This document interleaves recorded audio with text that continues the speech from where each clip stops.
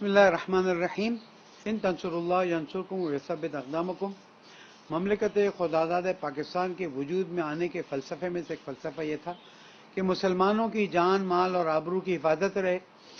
آج ہندوستان میں جو حالات ہو رہے ہیں وہ بتا رہے ہیں کہ قائد اعظم محمد علی جناح رحمۃ اللہ علیہ کا ویژن کیا تھا اور کس طرح سے مسلمانوں کی جان مال آبرو کی حفاظت کے لیے انہوں نے قربانیاں دے کر ایک بہت ہی زبردست جذبے کے ساتھ اسلامی جمہوریہ پاکستان کو الحمدللہ معرض وجود میں لانے کا کام کیا۔ لیکن مسلسل چند سالوں سے دیکھا جا رہا ہے کہ اس جمہوریہ اسلامی پاکستان میں ہماری کم سن بچیوں پر مسلسل زیادتیاں ہو رہی ہیں، الگ الگ طریقے سے زیادتیاں ہو رہی ہیں۔ میں زینب کے کیس کو نہیں بھلا سکتا جس نے پاکستان کے ہر سینے میں دل رکھنے والے انسان اور باپ کے دل کو زخمی کیا تھا، چھلنی کیا تھا۔ آج میں دیکھ رہا ہوں کہ بعض اور بیٹیاں بھی مشکلات کا شکار ہوئی ہیں اور اس وقت دعا زہرا کا مسئلہ بہت سیریس ہو گیا ہے۔ میں اس بات کو واضح طور پر بیان کر دوں کہ دعا زہرا کے کیس میں بہت سی ایسی چیزیں سامنے آ گئی ہیں، میرے پاس میرے ثبوت موجود ہیں، جس سے پتہ چلتا ہے کہ کہانیاں کہاں کہاں تک بنائی جا رہی ہیں اور کس نے کیا کیا رول پلے کیا ہے۔ یہ کیسے ہوا کہ پہلے ایک جج نے بہت ہی ذمہ دارانہ بیانات دیے اور یہاں تک کہ ہیومن ٹریفکنگ کی بات کی گئی، یہاں تک کہ اغوا کی بات کی گئی، یہاں تک کہ کیس کراچی میں ہی چلے گا اور یہی فیصلہ ہوگا۔ اوپن اینڈ شٹ کیس ہے۔ بچی کی عمر ہر ثبوت سے واضح ہو رہی ہے کہ 14 سال اور چند مہینے سے زیادہ نہیں۔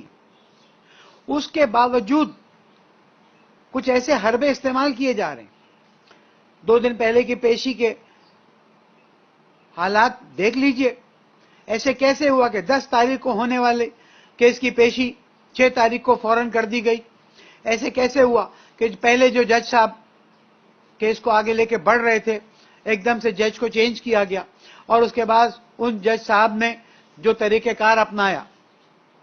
میں لیگل فرٹرنیٹی سے 10 بستہ درخواست کرتا ہوں، میں صدر اسلامی جمہوریہ پاکستان سے ڈیمانڈ کرتا ہوں، میں چیف جسٹس سے ڈیمانڈ کرتا ہوں کہ دعا زہرا کا کیس شرعی لحاظ سے، قانونی لحاظ سے اور اخلاقی لحاظ سے صرف یہ بنتا ہے کہ وہ اپنے والد کی اجازت کے ساتھ نکاح کر سکتی ہے، ورنہ اس کا نکاح نہیں ہو سکتا۔ میں کیس کی ڈیٹیلز میں نہیں جانا چاہتا۔ خود نکاح جس کا رجسٹر فارم دکھایا گیا ہے، نکاح خان نے اس کو ریجیکٹ کیا ہے، اس نے اپنے دستخط سے انکار کیا ہے۔ نکاح کیسے ہوا جب نکاح رجسٹرار اور نکاح خان منع کر رہا ہے؟ اور ہر بچی کی شادی میں نکاح خان باپ سے پوچھتا ہے کہ آپ راضی ہیں کہ یہ نکاح کیا جائے جب بچی جو ہے وہ رشیدہ نہ ہو۔ تو اب اس بچی کے معاملے میں کیا ہوا؟ مجھے معلوم ہے کہ سندھ پولیس کا دل دکھا ہوا ہے، اس لیے کہ ایک محترم آئی جی کو سسپینڈ کیا گیا۔ میں احترام کرتا ہوں محترم آئی جی صاحب کا، لیکن سندھ پولیس والوں، تمہیں خدا کا واسطہ ہے، تمہاری بھی بیٹیاں ہیں، میری بھی بیٹیاں ہیں، میں تمہیں اللہ کا واسطہ دیتا ہوں، دعا زہرا کو بالکل سیپریٹ والدین سے ملاقات کرائی جائے، پوری طرح سے اس معاملے میں والدین کے ساتھ اکیلا بٹھایا جائے، اور اگر دعا زہرا کی پیشی کے وقت، میں دیر سے بات کر رہا ہوں، اگر اس کے کپڑوں میں کوئی موبائل رکھا ہے، کوئی مائک رکھا ہوا ہے، کوئی کان میں چیز ڈالی گئی ہے، اس کو چیک کیا جائے۔ اور میں تمام ارباب اختیار کو بتا دینا چاہتا ہوں، اگر میری دعا زہرا کو انصاف نہیں ملا تو پاکستان کی ہر دعا زہرا پریشان ہوگی، پھر ہم کچھ نہیں کر سکیں گے۔ عوام سے درخواست ہے، تیار ہو جائیں۔